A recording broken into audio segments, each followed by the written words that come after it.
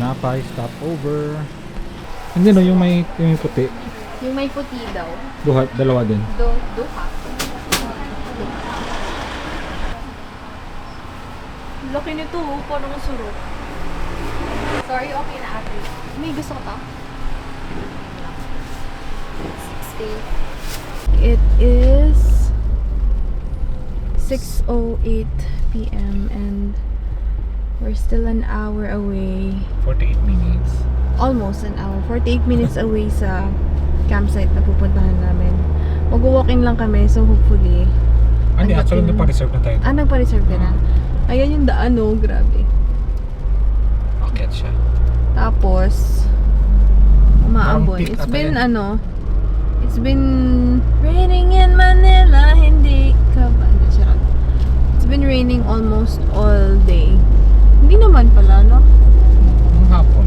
It's been raining simula nung hapon. Nakatulog ako for an hour now. Tama ba? Siguro mga more than an hour ka natutulog. Tapos, ako naman, siyempre hindi naman ako din matulog. Yeah. Excuse me, sir. Malabay lang kami di, sir. Grabe yan. Na ano no? Parang yung mga kaisip ko. Isang ano na lang to. Oo, ano. Hindi na lang siya. Slow down. Slow down. We good. Wait lang. Kasi, what? Akon ba? No, epet. Hopefully tama. Sana ito na yun. Kasi mahaba yung off-road. Eh, nakita namin sa video, mahaba rin yung off-road niya. Grabe, ano ba itong ginagawa natin? All for the... Finally, we're here. Sana. Sana. Ito na kasi nakita ko may pathway here eh. Sino to, sir? May tao. Sana sila to. Kita ba? Finally, we're here! We're here! Ay, salamat! After 1 hour din yun. Ang haba ng off-road Ilang kilometers kaya yun? Pero 1 hour tayo naghanap eh. Yeah, 1 hour kami naghanap. Nagsiset up na si Gian ng camp sa labas while I'm here kasi medyo malakas yung hangin tapos malakas rin yung ulan. So tomorrow siguro, hopefully kapag hindi na masyadong mahangin and maulan, hopefully makapag-video kami and makapag-drone kasi with this situation parang mahirap talaga. Kasi talagang literal na peak talaga tong pinuntahan namin na campsite. We have the view of almost the entire city. Not Cebu City, but the nearby city. I'm not sure which city it is. But yeah, tomorrow na lang kami mag-update. See you tomorrow. Bye-bye.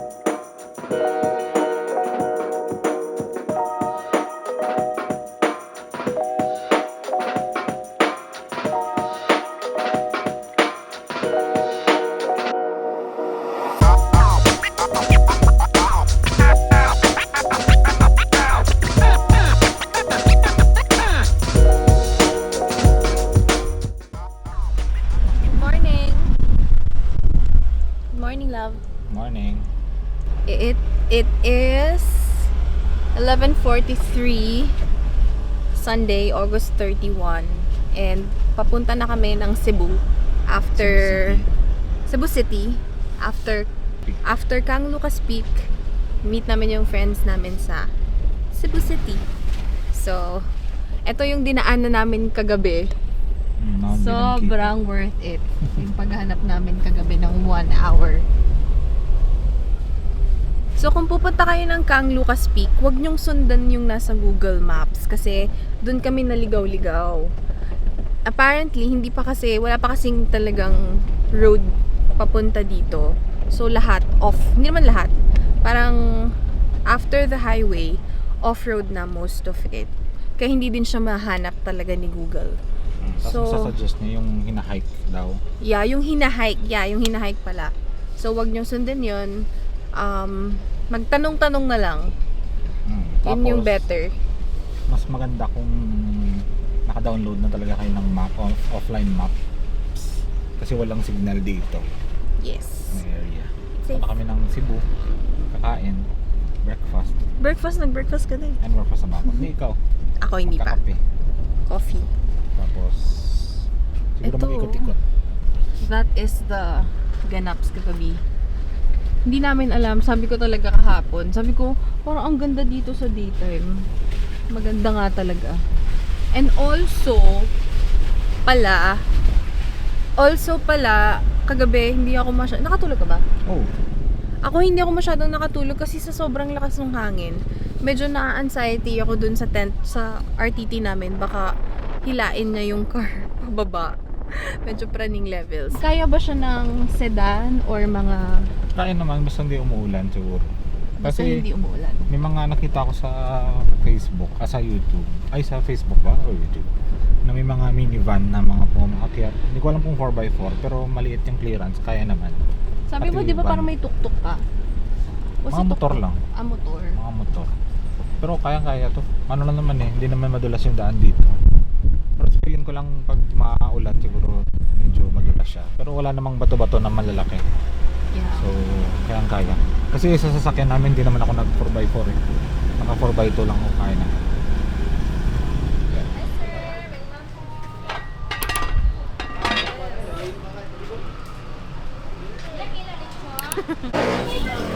Hey, ma'am!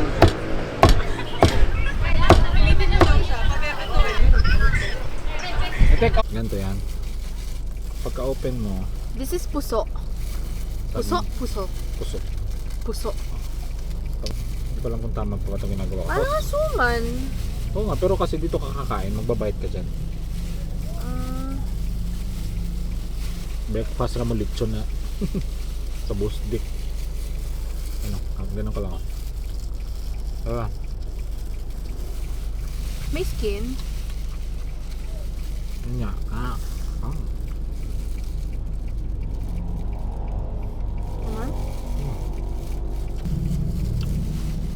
Sarap. Oh my gosh.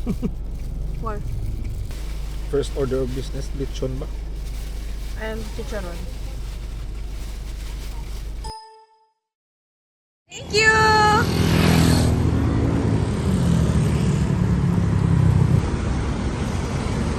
Yan yung nalaglag.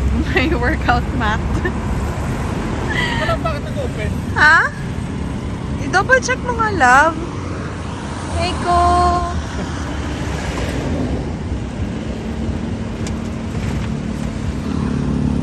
Ano siya nag-open? Wala bang nalaglag pa na iba? Wala naman. Yun lang. Yung uling ko nandyan pa eh. Huling? Okay. Uan. Okay, we good? Wala na namang memory yung ano ko. Yung camera. Sweetheart, can you go down please? Go down. Go down, my love. 5:54. Dito na kami sa Talamban, Cebu City. Kanina, ang dami naming gustong kunan ng shots. Ang last namin nakuha. Dalawa sa likod ko kung may magwa dito. Ano daw? Sa likod ng ido mo? Sorry, butakal na. Mas likod sa akin. Hindi man da init? Hindi. Hindi. Ah, sige. dami naming ano, i-update sana kanina. Kasong last namin is yung kumain kami sa lechon sa Caracar. Hindi yung last, kasi naubos kami ng memory. Tapos lahat ng memory card namin, di pa pala namin na-back up. So, ubos. Hindi namin na video. Kaya ngayon, ito ngayon sa cellphone. Going na kami sa farm ni Mr. Pregua. Hindi namin alam kung saan, pero nasa Danao daw. Mga 1.5 hour from here. So, we'll see kung anong meron doon. At saka sana okay yung daan. Mamaya ipakita natin kung ano yung sitwasyon. Dalawa lang kami. And may radyo lang kami kasi parang wala tayong sigari ko. Wala tayong signal dun sa taas. And hindi ko actually alam kung saan ang destination kasi wala naman siya sinabing lugar. Hindi ko may expect na. Nakasunod lang kami sa kanya, nakabuntot lang.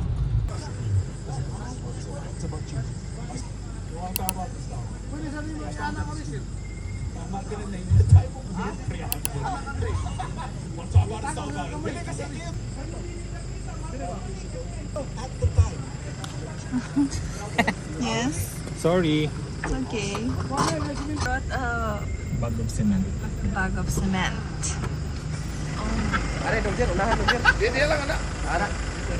Ge, bante. Diretso? Lubag kamay, lubag kamay, lubag kamay, lubag kamay, sir. Lubag. Hey! There we go. Si Kirano. Oh. Yanso. Thank you. Ge. Okay na. Ana na kana tagak ka diri. Dala na. Nay matagak ko ako na mo. Ge. Thank you. Nag-off-road ka pa. Yun tayo dapat. Kasi Ito talaga yung off-road. Hopefully hindi kami mabalahaw dito. Pero kasi maputik, darling.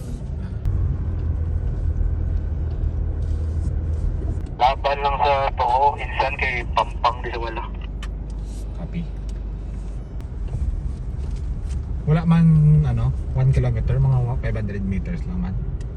Ganun. Ba't lagi mo guma? Why man mayo? Okay, we're good. Naka ng problema ka man na. Naka ko for low. Tulong itong dalalag. Gwapo lang taon sa imong salakyan, mga gano ba? Mga gano sa lutak. Kaya. Mga ito na, mga tropa lang ito. Kranso na eh. Oo, sa kawayan, sa baba. Ah, hindi ako man. Yung mga gamit, yung mga nasa taas mo. Sangit. Singit. Sanit. Ay, my dog. Akyat. May ido sa likod mo. Pagtrakan kita, itay para siya. Play with my heart. Oh, wow! Safe na kaya insan. Safe na safe. Success na.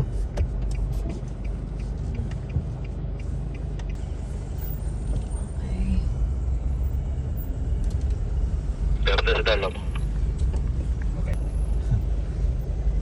Okay na yan.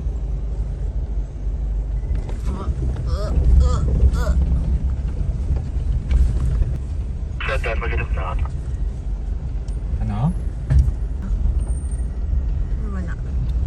Meron. Ang cute naman, may mga Christmas lights.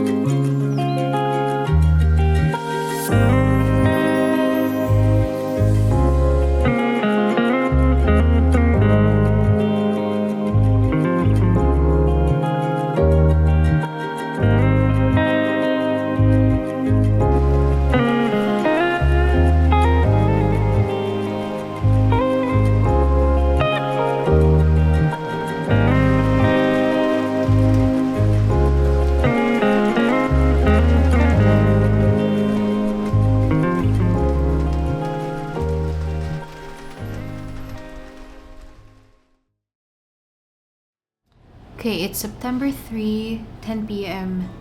Wednesday, and we're currently here in Cebu City after namin sa farm nila Vince. So previously nakita nyo na lumubog kami sa na nabalaho kami on our way to Vince's and Sam's farm. By the way, thank you pala Vince and Sam for accommodating us for one day. We really appreciate our time with you guys, and sobrang ganda talaga ng farm nila, sobrang relaxing.